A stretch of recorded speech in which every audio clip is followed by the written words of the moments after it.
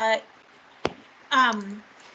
into sharing some information about the upcoming grants that we have, and I will facilitate sharing some information and take breaks in between where if you have specific questions about that component of our application, you are most welcome to jump in and ask those questions. But I want to begin by sharing my screen and some information with you.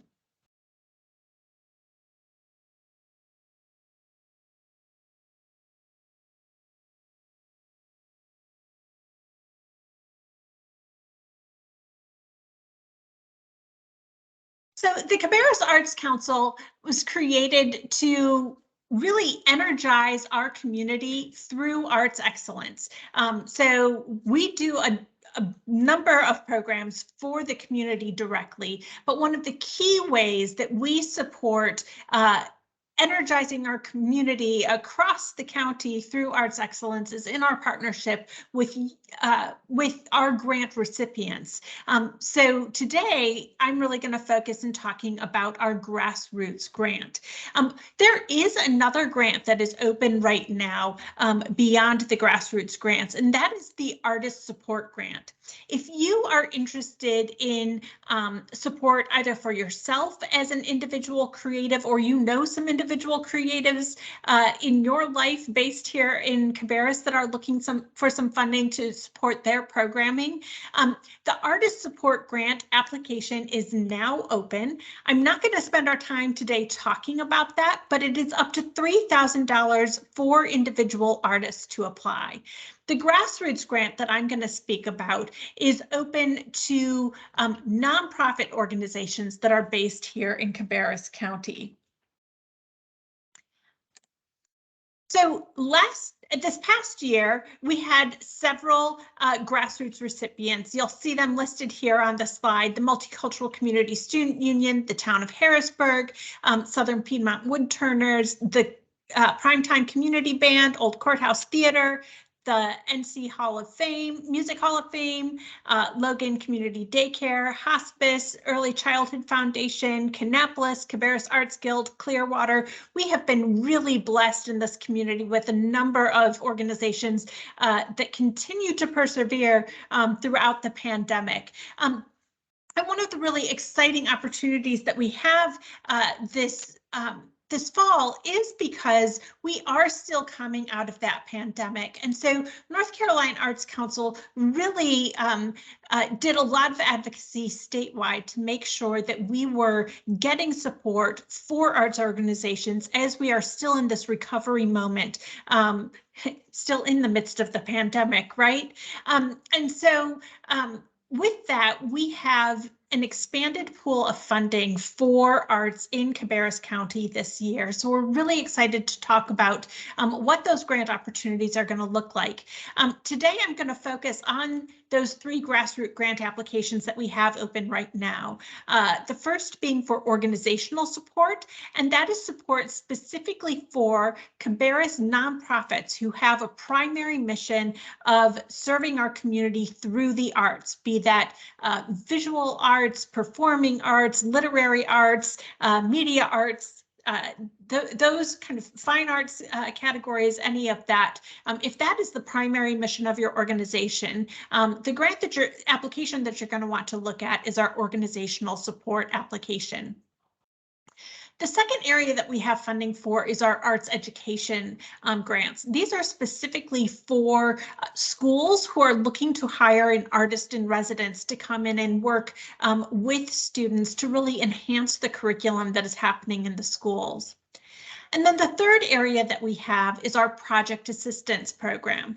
This is for other Cabarrus nonprofits who are using the arts and arts professionals to provide creative programming through the mission of their organization. So these are organizations who have a broader mission beyond the arts, but are specifically using the arts to leverage their mission.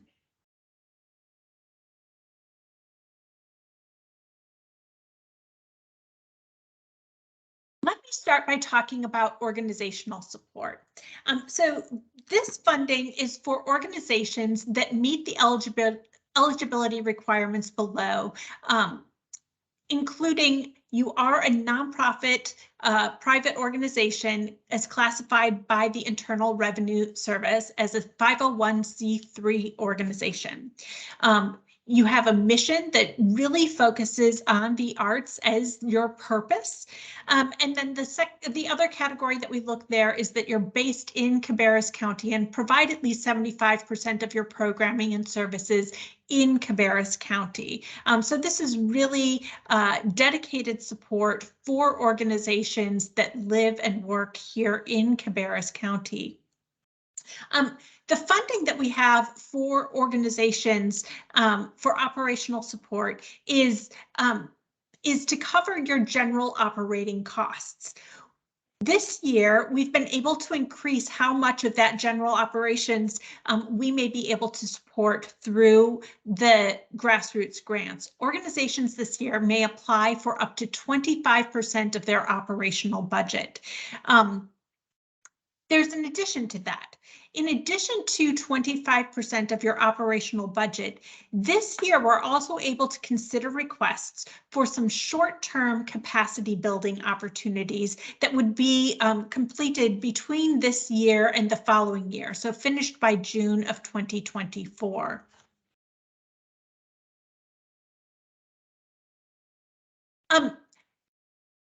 What that's going to look like in the application itself for folks who are applying for operational support is that first you're going to give us an overall description of your mission, your board structure and who serves on your board, how you are representing our community through that board diversity. We are going to ask some detailed questions about your overall finances and your fundraising strategies, and really look at questions about your commitment to diversity as an organization. How are you reaching out to include others in your presentation of your work, as well as in your audiences? Beyond that kind of narrative description of your mission and who and how you are doing your work, we really want to dig into some information about the impact of your work, the number and diversity of participants, members, audiences, getting a sense for how many performances or exhibitions do you year? What do you do each year? What are your other services that you provide? We provide room in the narrative for you to describe your artistic excellence. How do you define artistic excellence, and how do you gather feedback from the community that tells you that you are achieving that excellence in your work? We don't have a gold standard of what artistic excellence looks like. It is really based on what is your mission through your arts, and how are you defining that and evaluating that as an ongoing part of your program development. The new component to the organizational support application this year is we are going to ask you to describe specific capacity building opportunities that you have in the upcoming year that you could use grassroots funding to support. These can be anything from new investments in your operations or staff. It can include the chance to bring in training for your board or for your staff, hiring consultants to help with board development, diversity initiatives, strategic planning, fundraising. You want to create a whole new marketing plan. This is a chance for you to really get some investment in that plan. We really are encouraging folks to look at hiring artists and ensembles of color to help facilitate your programming. So again, really making sure that as we continue to grow as arts organizations, that we are being very inclusive of everyone who calls Cabarrus home in that work. One of the things for folks who are applying for operating grants that have received this funding in the past will notice is different is when we ask for your budget information, we're going to have that typical question of what is your request for funding, what have you previously received in prior fiscal years, and how will you use those general operating funds? But then we specifically want you to identify any capacity building requests that you are asking additional support for. That additional support is beyond the 25% maximum that we have for your operating budget. So this is really where we can help you leverage some of the additional support opportunities for the coming year. So operating support, again, this is for primary mission arts-centered organizations that are there. And I'm going to pause right now, stop sharing my screen, and open up for questions that folks on the call may have regarding the operating support application. Anybody?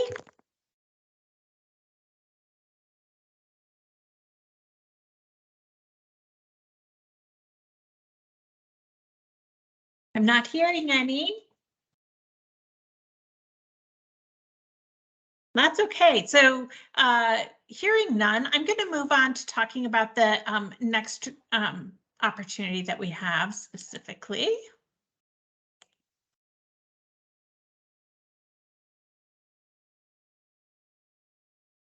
So the second grant opportunity that is also a grassroots grant that I wanted to describe for you today was our arts education grant. These are grants that are available to preschool, elementary, middle, and high schools that bring artists into the school setting for a residency of at least 3 days. The purpose of arts education grants is to supplement school curriculum and to use creative process and curiosity to really enliven the work that is happening as part of the school day work. So there does need to be a public component to these projects, but it really is based in that school initiative. Both public and private schools within Cabarrus County may apply for arts education grants. It is for residencies that will take place in the upcoming school year. So between July 1st and June 30th of 2023. So we're really looking at this upcoming academic year for these artist residencies. The support that the Cabarrus Arts Council can offer through our grassroots program for this is up to 50% of the cost of that specific artist residency. So we would match funds that are raised otherwise by the school for this project. It has to be cash match, so other in-kind contributions that the program may be receiving will certainly be documented evidence of the support that you have in the community for the programming that you're doing, but we will be looking for, be it your PTA or school budget that is that you would match to help bring in artists in residence for your programming. Allowable fees for the arts education include any fees for the artists that you would be contracting with to come in and provide that residency, costs for marketing and promotion of the residency, if you needed to help pay with travel, contractual fees, any equipment that's required. It's really the direct costs related to that artist in residence. We are not able to cover things like food and beverages that you might have at an event where the artist in residence was working. We can't help. We can't build you a new art studio or dance floor as part of this. Those would be capital expenditures. We can't cover administrative costs associated with the program. It really is the specific funding for that artist in residence and the materials required to really bring that residency to life in your work with students. Let me pause again to see if anybody has questions regarding the arts education component.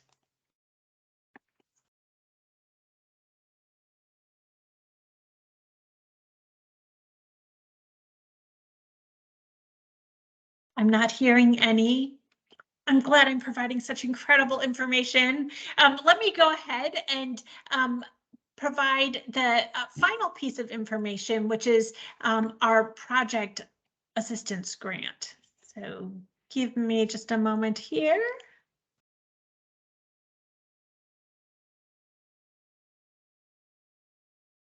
So for our project assistance, this opportunity is open to non-arts nonprofit organizations that are based in Cabarrus County. So this is really any other nonprofit organization that has a broader mission, but is using the arts in a very specific and tangible way to help extend the value of the arts in our program and in our community through your work.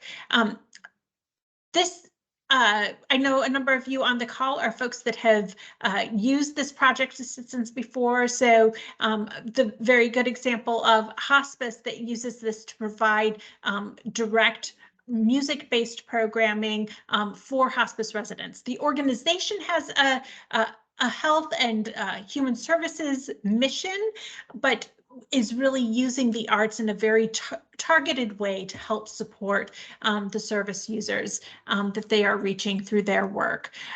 So that's a really good example of project assistance. If you are an arts-based nonprofit organization, the reason that you're not applying for project assistance is because we are covering any project that you have through your operating grant that we would give you. The same goes with arts education grant. This is not, the project assistance isn't available to educational institutions. We really use the arts education grant as a way of supporting the work that is happening in our schools. A couple other restrictions or eligibility requirements is this is not for religious institutions.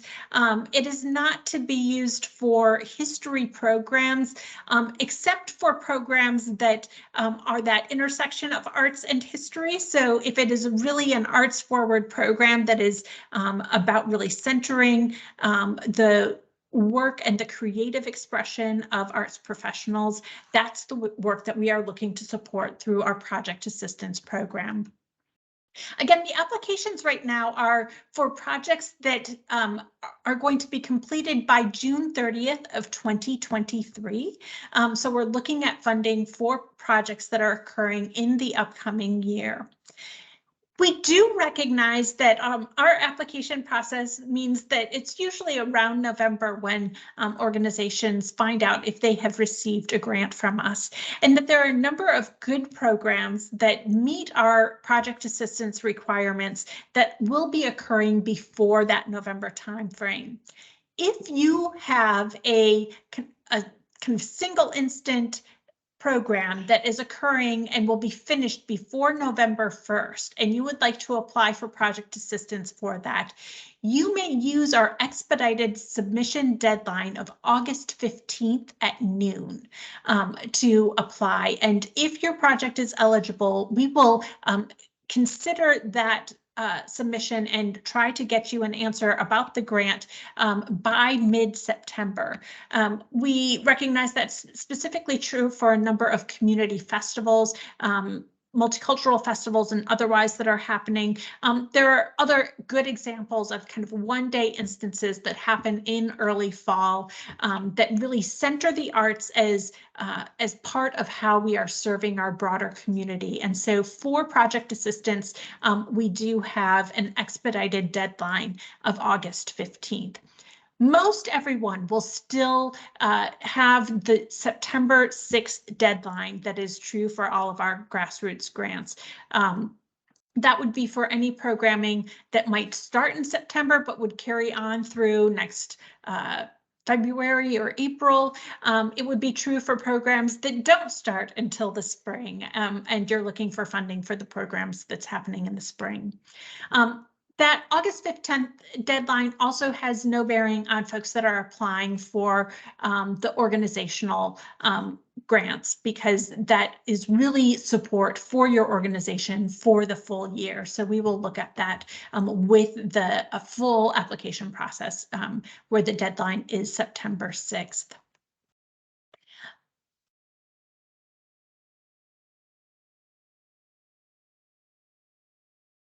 For folks who are applying for project assistance, your organizations may apply for up to 50% of the total cost of the project. Those grant funds must be matched in cash. So while we are certainly glad for in-kind contributions if someone is donating space for your program, for example, or if someone is contributing volunteer hours, those are wonderful evidence of community-based support for your program, but the match must be other funding that you will either generate through ticket sales or registration fees for the program, or funding that you're getting through other sponsorships or grants or other support that you have for the program. Project assistance grants may support the artistic expenses that are directly related to the proposed project. So that certainly includes artist fees. It includes marketing, promotion, travel, any contract fees, the rent of equipment that's specifically needed for the project. We do allow organizations to apply for only one Arts Council grant per cycle.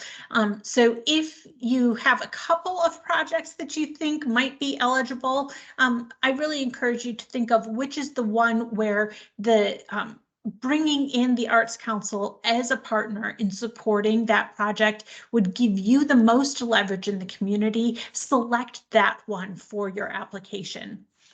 We're not gonna, you can't give us 3 or 4 different ideas and then ask for our panel to select which one they like most. We really need you to do the vetting of which is the one that you have the greatest need of our support to be able to leverage for the community. I think one thing that's really important, specifically with project assistance, but is true across all 3 of our grants, is to really recognize that we know that Cabarrus is a quickly growing and quickly changing community. And as part of that, we have a commitment that the programming that we support through Grassroots dollars reflects the racial and ethnic diversity of our county. And that's reinforced through the North Carolina Arts Council. They require that we spend, I believe this year it's 39% of the funding that we receive through North Carolina Arts Council as our allotment to support programming that reflects the African American, Asian American, Latino, and Native American cultures and communities that are really calling Cabarrus home and have for many years. And so that is absolutely a priority for us as we look at how we will use our project assistance dollars. You may request project funding for project costs that I already enumerated above. We cannot support administrative costs for projects with this.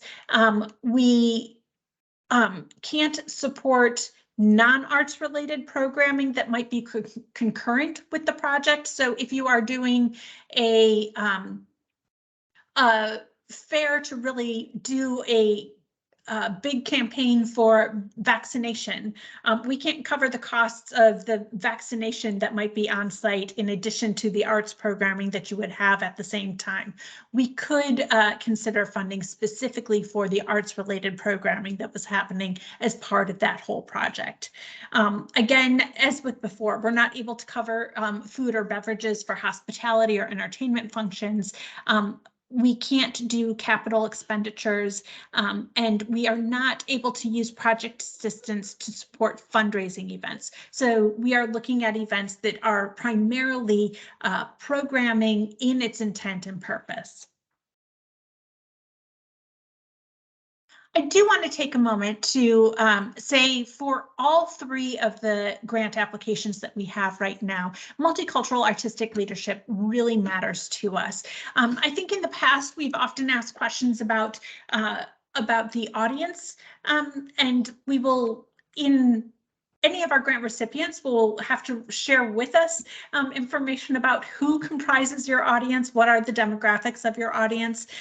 But we are also looking very specifically at the demographics of who your artistic leaders are, and think it's really important to make sure that we have programming that is led by and for our African American, Asian American, Latino, and Native American communities that are here in Cabarrus. So we will ask everybody who is applying, do 50% or more of the artistic leaders for this project identify with those communities of color? And if so, describe for us how they do. Is it that your board is primarily African American board? Is it that you are specifically hiring someone who is part of the culture that you're serving to facilitate that artistic programming? And then describe for us how they really have the ownership of giving the artistic direction for the project. That is really an essential part of making sure that the work that we're providing reflects our full community.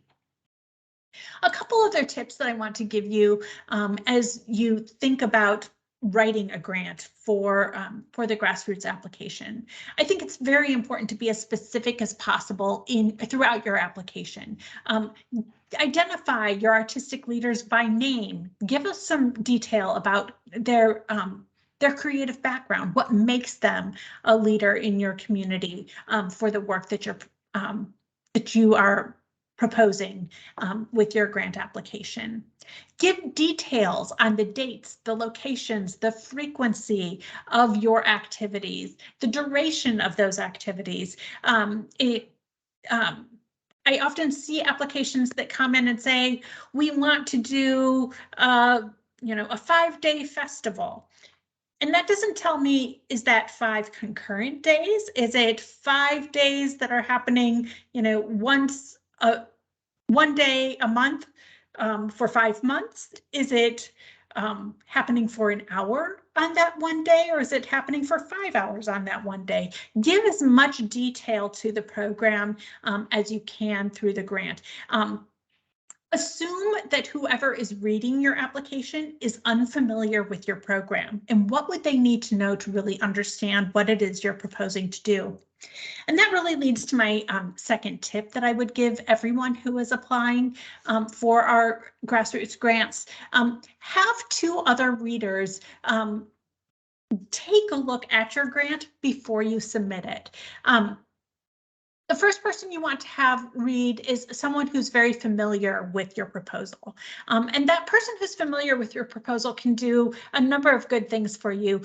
They know the details of your project and can help make sure that you've included the details. They can, remind you when you've overlooked one really critical component of what you were proposing. So having someone who's very familiar with the project certainly helps capture what you might otherwise overlook because you're working through quickly, and what makes really good sense in our heads doesn't always translate to what other people see. I also think it's really important to have someone who is not familiar with your project at all read through your application and see if what you have written makes sense to them. I think that has been very helpful to me as a grant writer. Sometimes I fall into jargon or acronyms that I'm really familiar with, and so they seem second nature when I'm typing, but someone who's new to the information can call me out on that and say, you make this reference here to the ACP, and I don't know what ACP stands for. And it helps you go back and make sure that you've got that clarity in there. They can help give you the response of, have you really accurately described the purpose of your programming, how it functions, who's engaged, and who's engaged as artistic leaders, and who will be engaged as your audience members. And I think those 2 perspectives can really help make sure that you have a very strong grant when you submit it. Of course, that all is premised on the idea that you are writing your grant early and that you are getting feedback well in advance of the deadline. We are also very glad to help you with that review of your application, answer any questions that you have about any components within the application itself.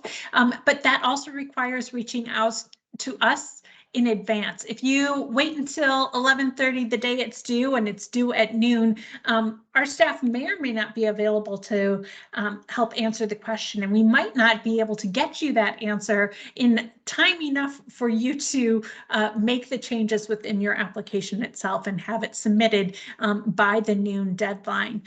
So make sure that you really reach out to us at least a week in advance of the application due date, so that we can have the time to make sure we are understanding your questions, that we're giving you the concrete feedback that you need to be successful in your application.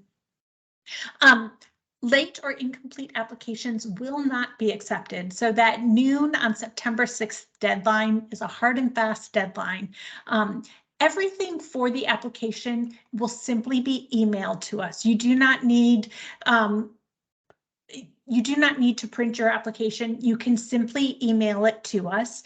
If you don't have access to email, then your printed copy of the application will need to be with us at the Arts Council by noon on September 6th. We certainly recommend for folks to use the email option to get us the application and all of the required materials. Should you receive a grant, the final report is due no later than noon on May 15th. So that's just a heads up of some things to come should you receive the grant and when you receive the grant.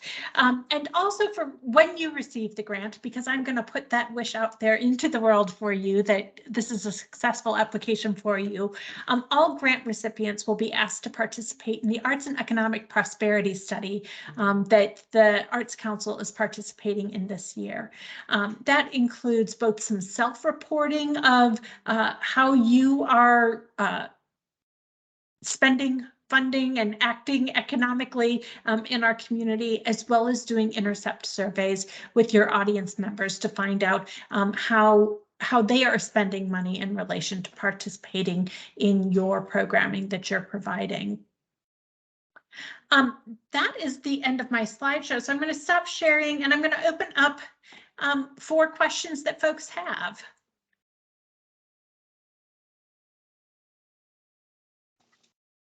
Yeah, Liz, I've got a couple questions actually.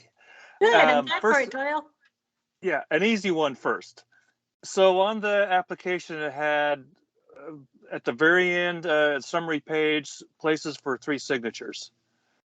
If we're emailing all that in, can the email count for signatures, or do they have to be written on that page? I mean, that's a little detail, but yeah, I think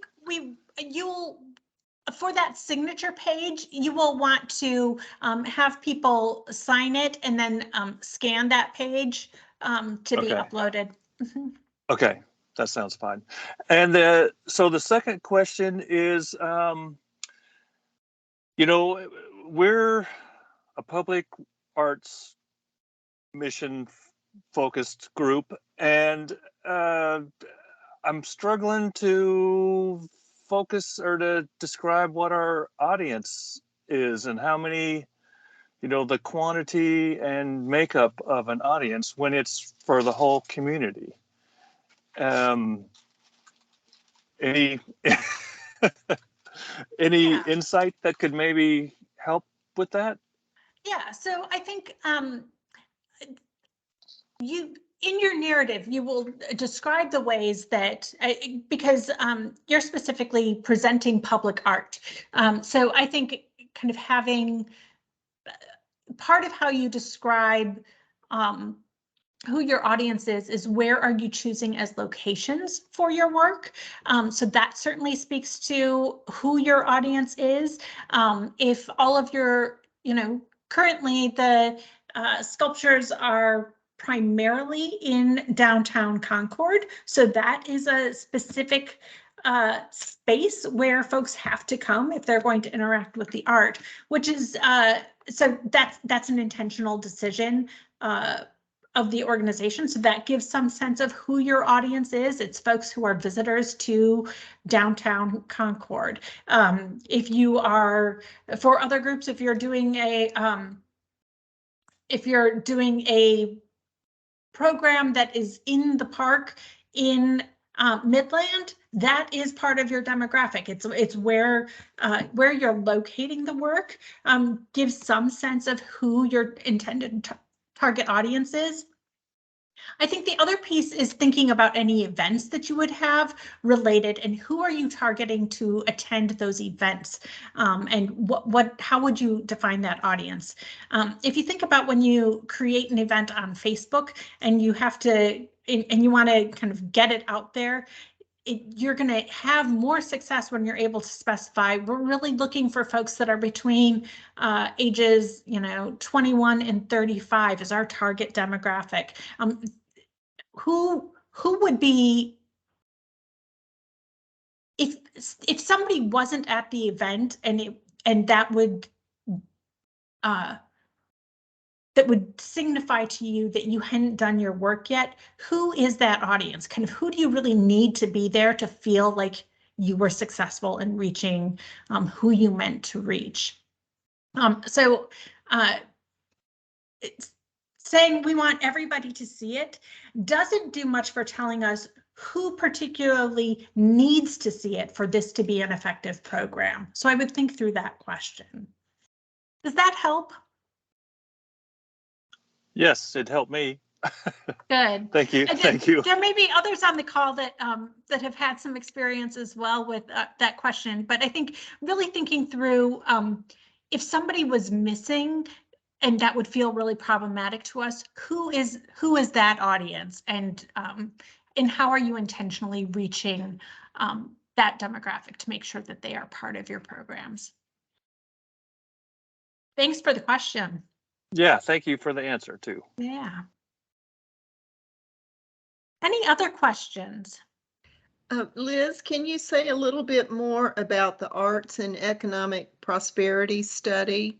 Yeah, thanks for asking. So the Arts and Economic Prosperity Study, this is actually the 6th time that they've done the study, and I believe the Cabarrus Arts Council has participated in this each time it's been done. It is typically done about every 5 years, I believe, but the pandemic has done away with some of that exact timing. The study really, what it's getting at is what is the impact of having arts in a community?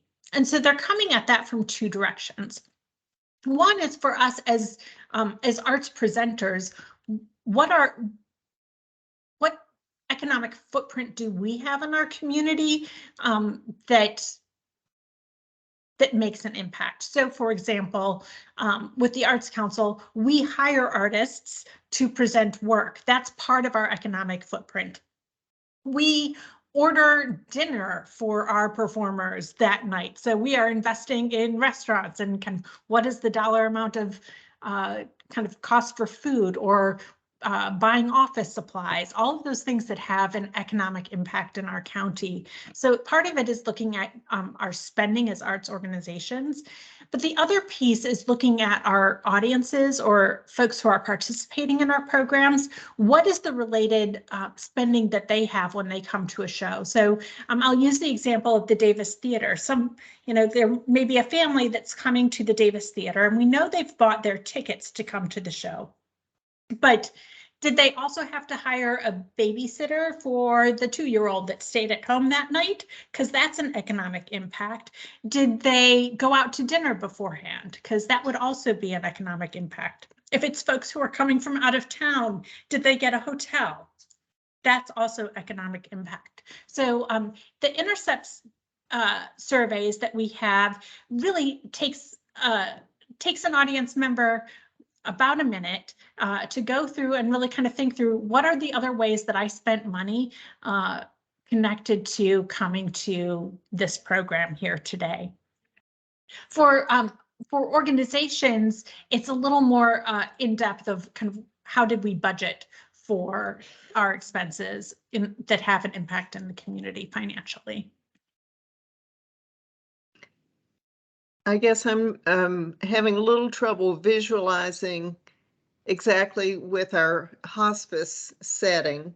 Of course, there'd be a lot of financial investment in healthcare, but our recipient audience, the patients, are receiving something that they wouldn't have normally had access to in their compromised, health condition. But it's a little different setting than the Davis Theater or a festival or. Yep. Absolutely, but also you have, I mean, part of your audience is certainly the patient that's in the room, but it's also the family that's there. And and did they, were there other expenses? Did they have to travel to come be with their loved one that day? What were the costs of that? So it's certainly intertwined, but that's part of what they will. Part of what they'll kind of understand is the context for the experience. You don't, with the audience surveys, it is never intended that every audience member will fill one out. You're getting a sampling, and that's all that we will ask of our grantees, is that they get a sampling from their participants.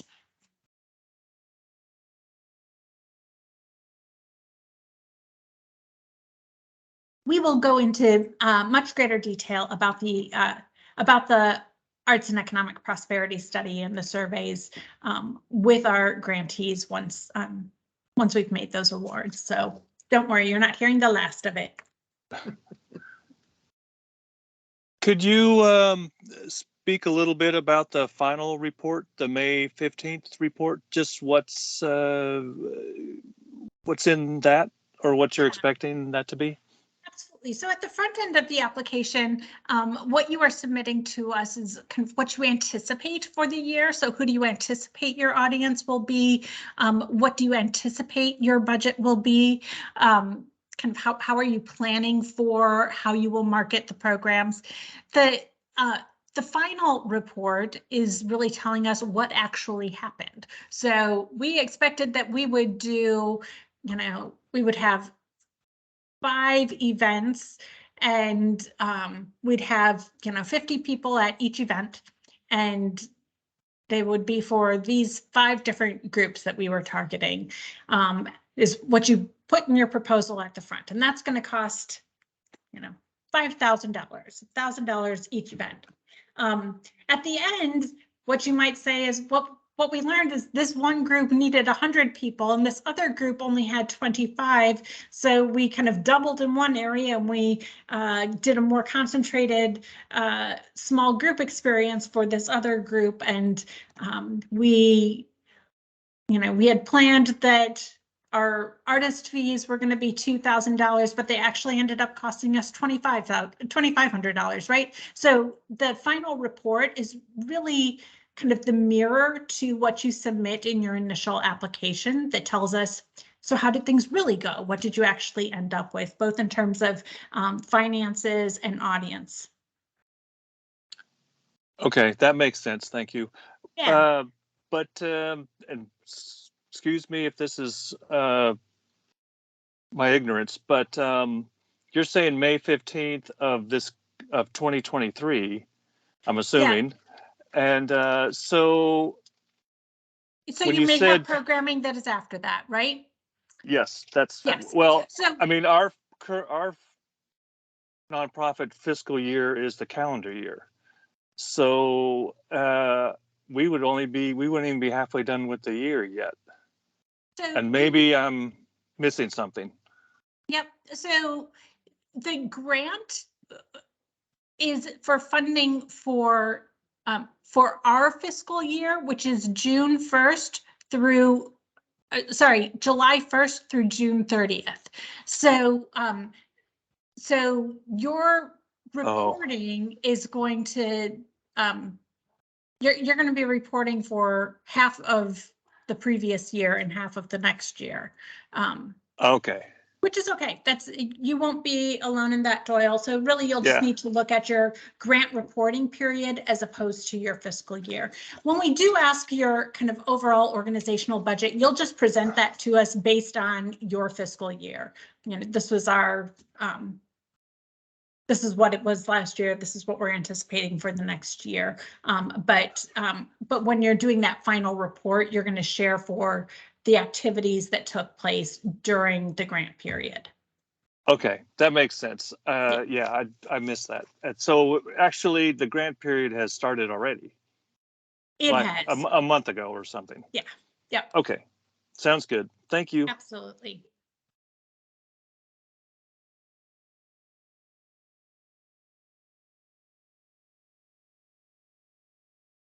Let me add a word of encouragement to everybody. This now is, if you've ever considered submitting a grant and you've hesitated, don't hesitate now. Now is the time, absolutely, to present new ideas and to bring it in. We are looking forward to supporting programming that is happening across Cabarrus. So bring us your ideas. If you don't submit an application, I can guarantee that you won't get any Grassroots Grant funding. We can't give funding to groups that we don't have an application from. But if you submit, we're really here to be your advocate, and we want to see everybody succeed. So know that you've got me in your back pocket to help you with this. I am glad to kind of help review applications as you're working through it, answer questions about the application process as you're working on it. Again, give me time, because if you call me that day and I'm already on a different call with somebody else or in a meeting, I can't help you. But if you give me time to get back to you, then I can absolutely reach out and make sure that you've got that information and help. And I know that is true for others on our team as well. We're really, we're committed to seeing the arts in our community succeed and thrive. So let us help you with that process. We're really glad to help with that.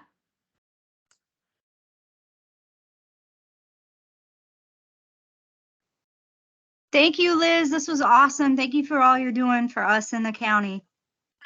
Well, thank you all for all you're doing for us here in the county. Like I said, this is possible because of the work you all have already done, and that groundwork that really has built a state and a county that knows that the arts matter. They matter to an economically vibrant, caring community that people want to be a part of. And so you all do the heavy lifting. And I hope that the grant doesn't feel like it is a heavy lift. It really should be an opportunity for you to focus. Kind of how do we talk about the work we do? How can we share that so that the community really sees what investing in the arts means to my organization and the work that we're doing here? And it also really, in that process of getting the clarification, I think the value is, hopefully you get the grant, right? That's always the first goal, but also it gives you narratives and language to be able to describe for others the work that you're doing. And so I think grant writing can be intimidating. I know, because I do grant writing on a regular basis myself, and I have for many small nonprofit organizations that I've been a part of over the years. So I know that it can feel intimidating to get started, but I also know that it can really be be a value to you beyond just the application itself. And so I hope that you feel that, and I hope that you feel our support to make that true for you. I want to thank everybody for your time. Do reach out. Again, the grants are due by September 6th at noon, and you will email all of the materials required for your grant to me at liz@cabarrusartscouncil.org. Thank you all. Have a great day. Thanks, Liz.